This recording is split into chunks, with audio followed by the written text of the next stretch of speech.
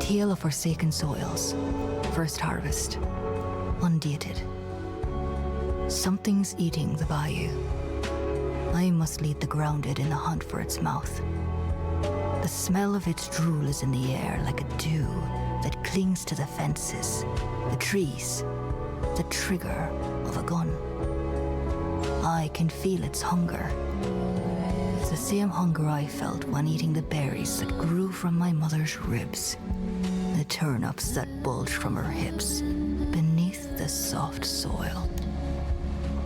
I wonder if she felt me eating her, like I feel the air eating me. I followed the odor across the swamps to a clearing. The air quivered from whatever had uprooted the weeds and grass and scoured the soil. A wonderful silence was broken by a bundle of spines rising from the earth. Some living altar wriggled from the ground with wet quills. It grew and heaved with breath from its many holes and dens. Barnacles sputtered, ripe with the stench of rot jaw. At my feet, ash began to rise. A man crawled out of the tall grass, steam wafting from his back. Need help getting off the ground? I asked. No, he replied. I'm afraid I'll never get to touch it again. His skin ashed away. The altar breathed him in one gasp at a time. You're Mr. Cherry, right? I asked. Wish I'd met you sooner, so I could tell you some secrets are best left alone.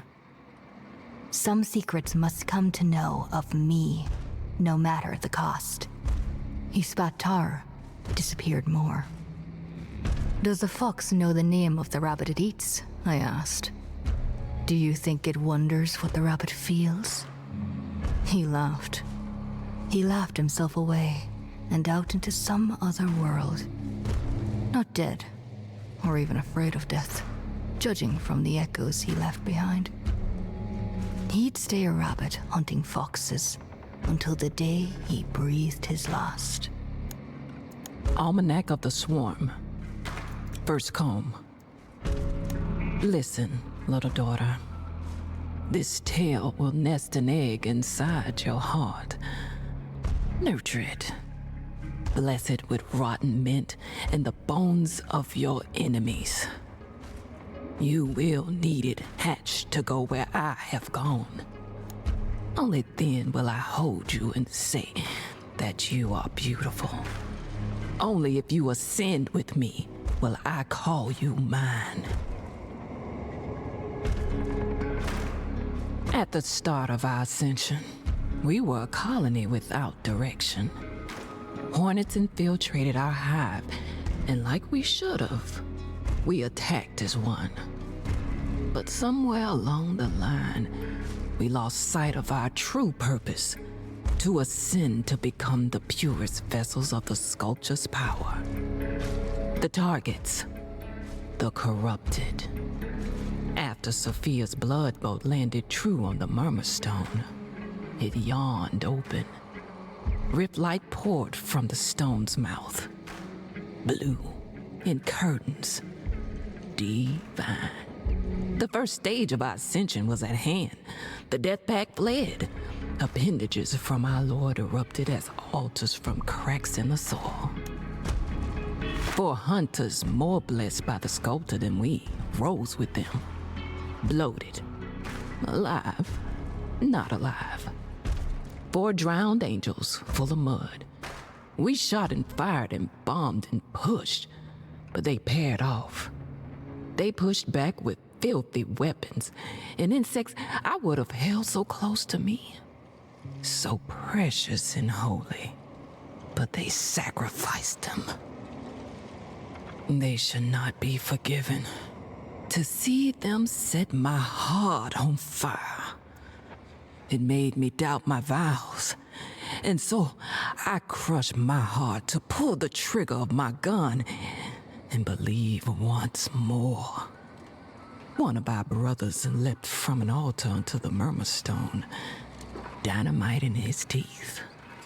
The explosion stilled the air, and the stone shrieked, opening up like a jaw before it caught on one of our sisters, diving away with her into the soil.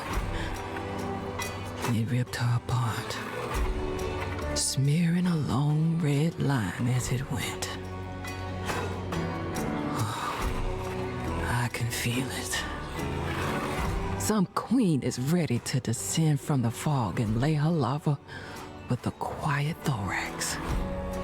How I wish to go up to such soft flesh and palpitate it like her. How I want to be the first thing seen by what's born from that womb. Oh, how I wish I could birth anything other than a human. Ink on papyrus scroll. Found that illegible collection. Breathe water, gulp tar. Pump mud through your heart, if you have one still. Never was a fan of sunshine. The cloud cover is the only thing keeping me from losing my cold and violent. The land of the dead is with you. Let its tides taste your thoughts. Cradle your ambitions, your fingers as it strangles life from the living.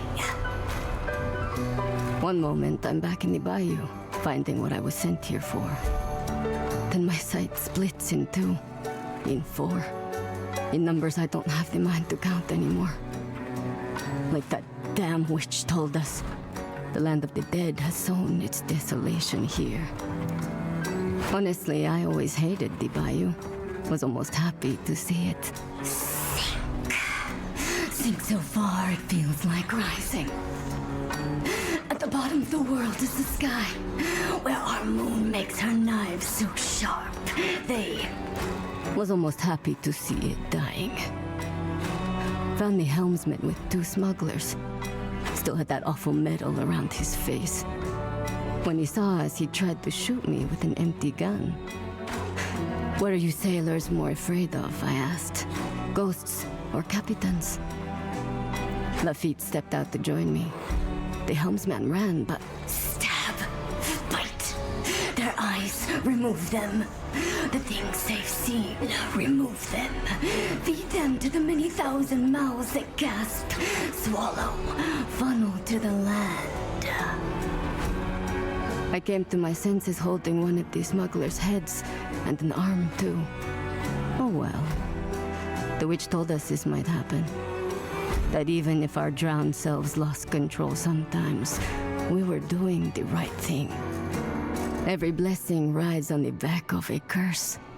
Every shadow laughs the backside of blood. Tale of Forsaken Soils, second harvest, undated. My introduction to the drowned was seeing the Delphine's captain and the rat rip 2 hunters in half.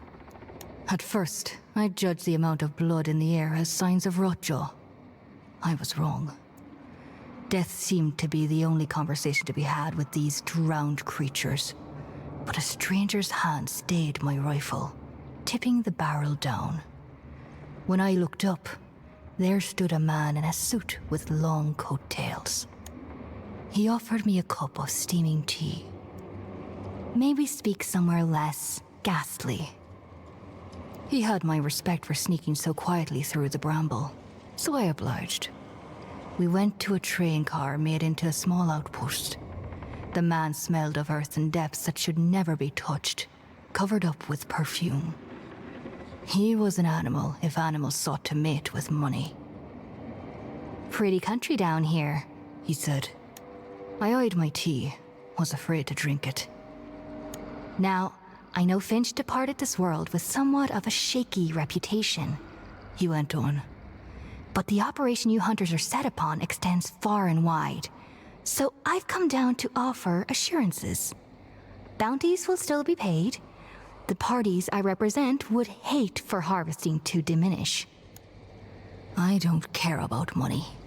I care about keeping the soil free of curses. These drowned poison it with altars, with ash. Ah, yes, he said. These drowned folks. I beg you to speak with them. Show compassion, even. They rip hunters in half for fun, I replied. Did you consider they may be horrified by that? He rolled a bounty token across his knuckles. Like you are horrified of losing money? I asked. No, he said, inhaling steam. More like the horror your mother felt when you ate the berries from her ribs, when you chewed the turnips bulging from her hips beneath that soft, soft soil. Almanac of the Swarm, second comb. When you were a baby, I placed you in a beehive. The bees did not sting you, but you cried and soiled yourself. Even then, the bees forgave you, crawled down your throat to let you know. But you couldn't accept their forgiveness. I am earning that forgiveness for you. Everything I do is for you. Butcher's cleaver failed us. Brothers and sisters gathered at the sawmill for his sentencing. The cow had bound the cleaver to the base of a log flume. We were forbidden to chant. We were instructed to think.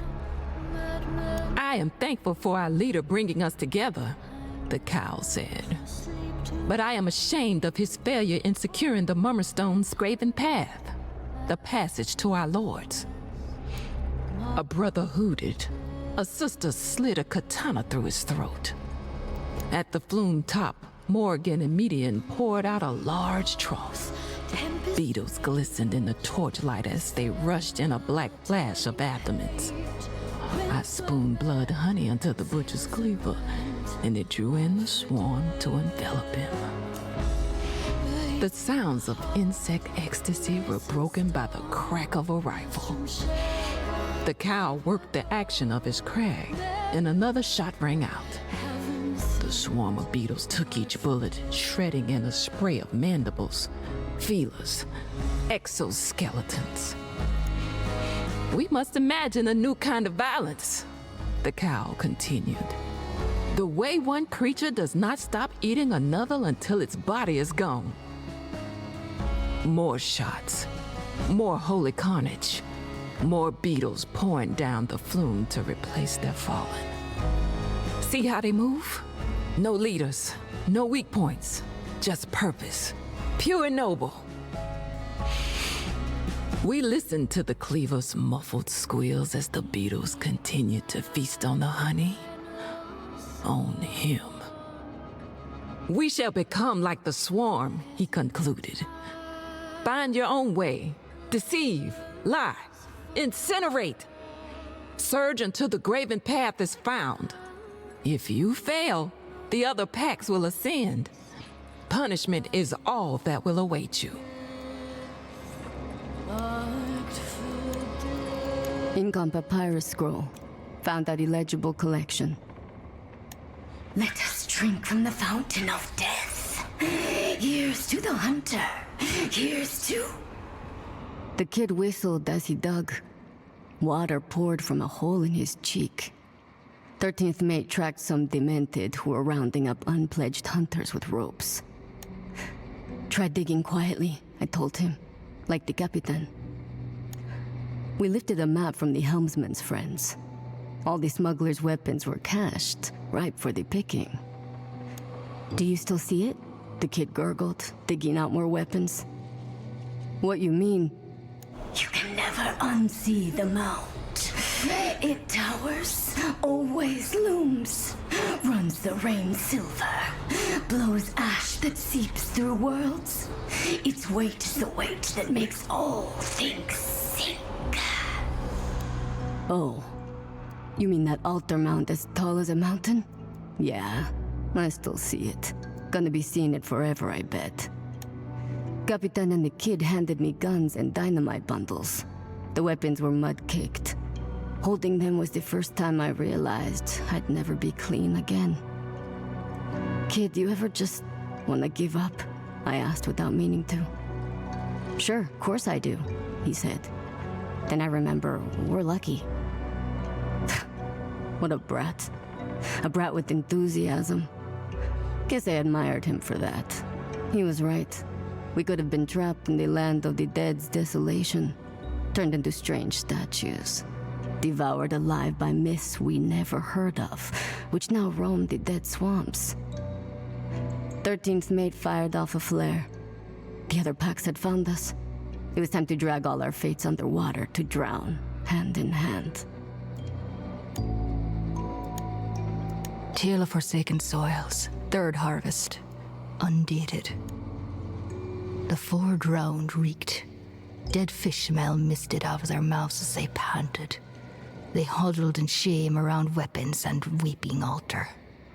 I felt bad for them. I stood with the other pacts who were gathered. This was more people than I'd ever seen before. Phyllis and her primal friends. Sad folks from the Death Pact. My fellow grounded. And even smugglers showed up. With all our guns drawn, the drowned spoke first. Place your ear to the earth, they said. Listen. I was the only one to do as they said. Ear to the ground. I heard many hearts beating. They beat deep and rooted. I didn't need to listen long to know one of them was mine. The sculptor's gifts aren't free, the droned rot told me. Every time you touch an altar, something is taken from you. A knowing, a truth. It has grown in the land of the dead, returned with teeth to eat us all. She shot the altar and it screeched. That's lunacy, Phyllis said. I hushed her. Soon you'll not belong to yourself anymore, the 13th mate said. The blood in your body will marble. You'll be trapped inside the worst thing you've ever done, and the sculptor will feed on it. It'll swallow this place whole. Doesn't matter, the drowned rot said. We're being collected, eaten. Here's the point. If you want to stay yourselves, follow us. Or don't. We all got our own problems. Go where? A strange solo hunter asked. I smelled a sickly honey behind her mask of branches. She scribbled notes in a large almanac. Down in Kingsnick Mine, there's a passage made by the Murmurstone. The Graven Path. We'll make for it at dawn. Tears stained my mask. I'd heard more than my own heart in the ground. I heard my family's. I heard the last chance to say goodbye to them. Almanac of the Swarm, third comb. The only way to split my soul was to have you, with you. I could feel twice as much, see twice as far. You were to be a queen in a queenless land. You were to be a miracle of a daughter, not a curse.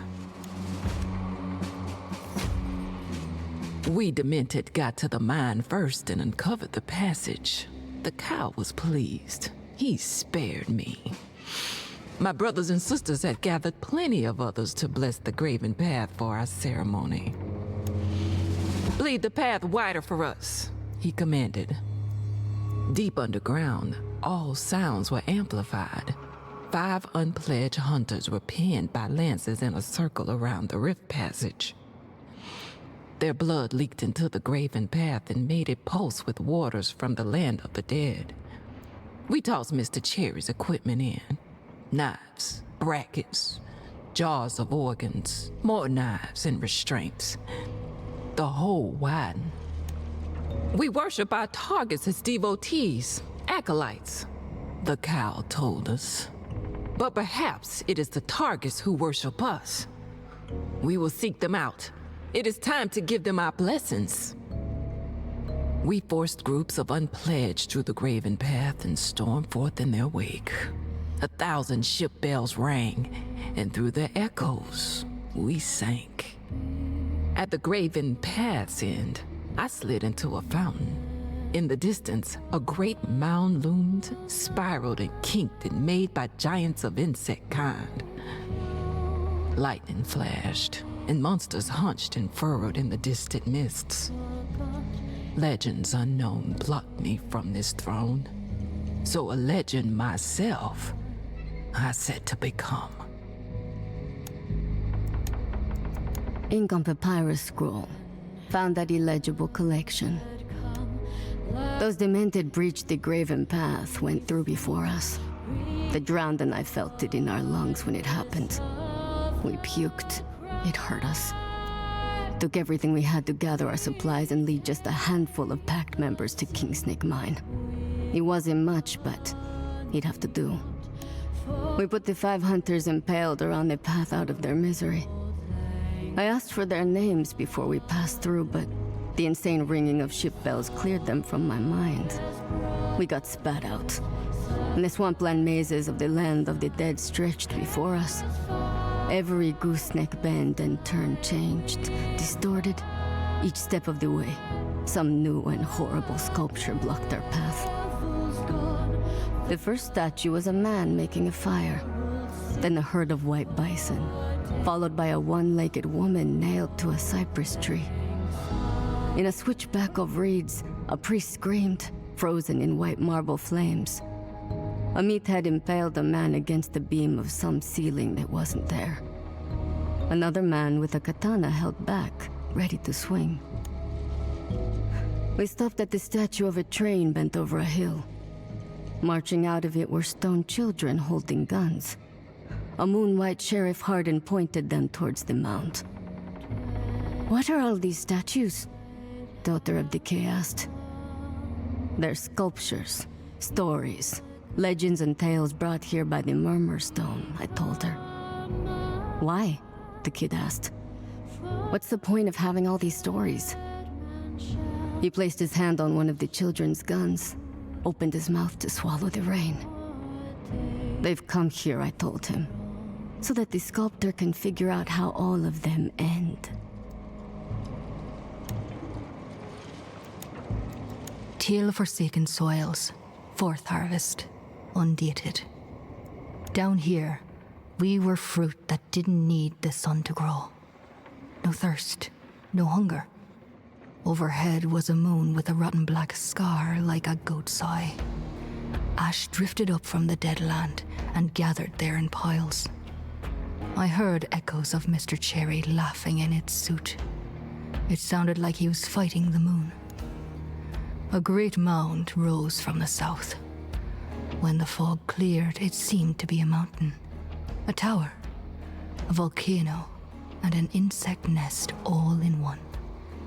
We climbed up a marsh bank for a better view and came across a ship, or the skeleton of one. It looked brittle, like a dandelion, ready to fall apart if you made a wish and blew on it. "Welcome to the Delphine's Ghost," the drowned rat said. We boarded. She said this ship began the story we were in. Sculptures were all over the boat. A statue of the captain jumping over the railing. An eyeless man at the ship's wheel. Dead statues grew all over the deck. And in the hold was a rotjaw statue, absorbing a stone woman. "Get on, Lafitte," the drowned kid said, and pulled him in. The captain's arm burst into black fire when he crossed the threshold. The boat didn't want him on board. He stood ashamed on the shore and watched us leave. The paddle wheel groaned on its own, and the rudder twitched like a horsetail. This boat needed no captain. It steered itself towards the mound and steamed ahead. Sculptures were everywhere. An old soldier with his leg sawn off and a bird on his shoulder. Someone trapped underwater in a rope nest weighed down by cannonballs. We almost sunk the ship on the statue of a woman split open from giving birth to a meathead. I knew somewhere out there was a sculpture of me. I felt myself growing there in stone. I felt shadows stalking me. They were waiting for me to find myself. Almanac of the Swarm, 4th comb. The first time I was stung, I cried with joy. The blessing of a stinger is holy. The spreading of venom and blood makes openings in your soul. From there, our Lord's thoughts emerge. But some thoughts you must be weary of, child. Some thoughts must be killed before they kill you. We pushed groups of unpledged hunters in front of us, blindfolded and tied to ropes. We shot them if they slowed. The landscape reacted to our swarm. Armors hulked from the fog, sheared limbs, the air filled with hive screeches. And we fired and impaled and reveled in the mud, and bile we spilled. Statues of monsters forgotten by books and time blocked our way. Herds of decayed horses frozen mid-gallop, fleeing a skeletal giant, a tree-high horse to rule all horses, its ribs split open and sucking in old soldiers and the equine alike to mash them with its bones. The closer we came to the mound, the more deranged the fights became. Our crusade pushed through herds of leeches and waves of grunts that set off old ship mines buried in the mud. Every hunk of shell lodged in our flesh only affirmed our vows. Bite wounds and poisoned spines became the language of our story. We were chosen to rule over this endless place. Chosen. We had been chosen. We would prove it at the mound under a dying moon. Ink on papyrus scroll.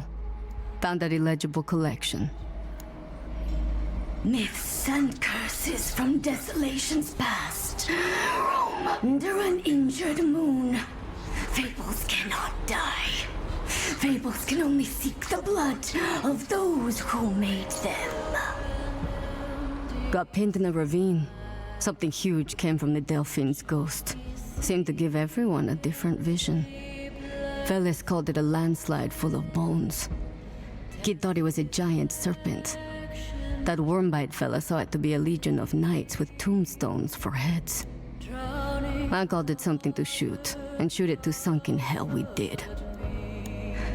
Each time some new horror struck at the ship, the landscape closed up and trapped us. We shot and stabbed our way through it all.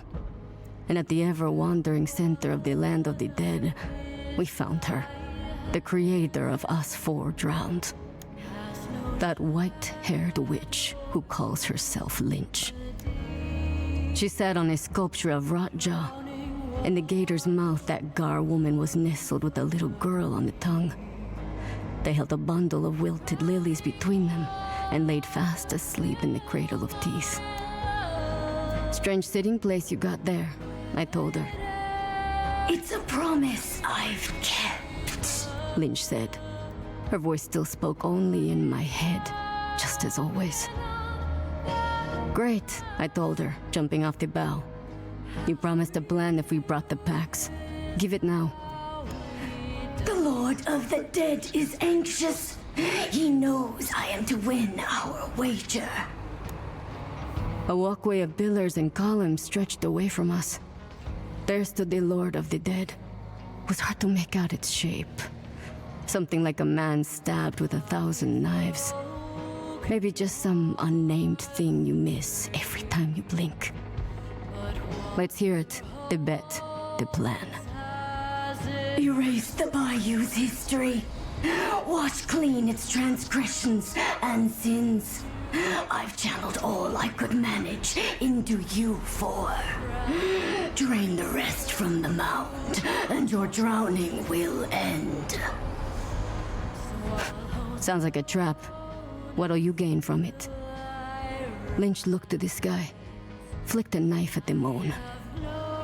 I will have a mouth as wide as a sculptor, I will learn to hunt as it hunts, take what it cannot.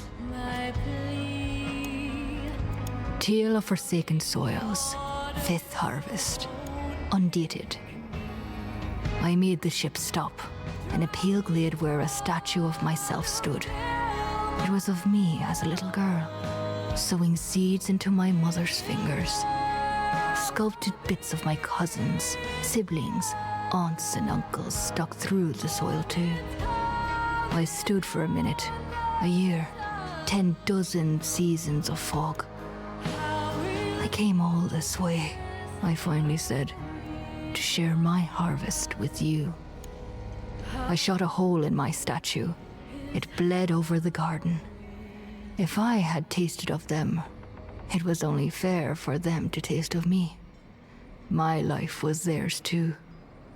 The shadows following me bowed in respect. Weeds must be pulled with a cold heart. And so we pushed onward to the mound. We crept up on the demented hordes as they crashed upon the mound slope in horrible shrieks and waves. The entrance to the mound center was barred by a Goliath gate of beetle wings. We wouldn't be able to pass through the elytra shells sunk into the rock. The demented pounded upon the barricade and fought off every terror the bayou had ever known as rows of meatheads pushed them into the channel, piled upon them to drown. Everyone but the drowned jumped ship and left to fight off the monsters and demented. But the shadows which had followed me drew in close. I crept in their shade as they guided me through body piles and rows of traps. I ducked, waited, shot who and what I could. The shadows pointed to a gathering of immolators at the gate. One bullet was all I needed. They erupted in a chain inferno and set the gate aflame, revealing it to be alive. Pus and insect blood hissed from cracks in the wings, and the Delphine's ghost churned ahead and rammed the injured gate. The entry tore open, and a tremor shook the mound. Hosts of shadows escaped from within the gate, free to roam whatever land they chose. But my shadow stayed with me, for there was still a season of harvest my family wished to guide me through.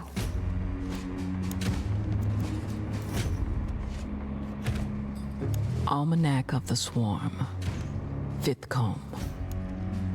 Little one, I've seen the hive where all souls converge. Sky high and stretched with star larvae. Lords quivered from those constellations and combs. Their eyes wept with all the love we waste. And there, in the black rain, I tasted all I've wasted on you. When I recall the flavor and spice of it, I almost remember how to forgive you for leaving me.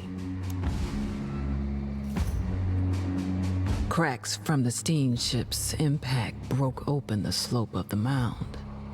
Inside were layers upon layers of the target's pupae.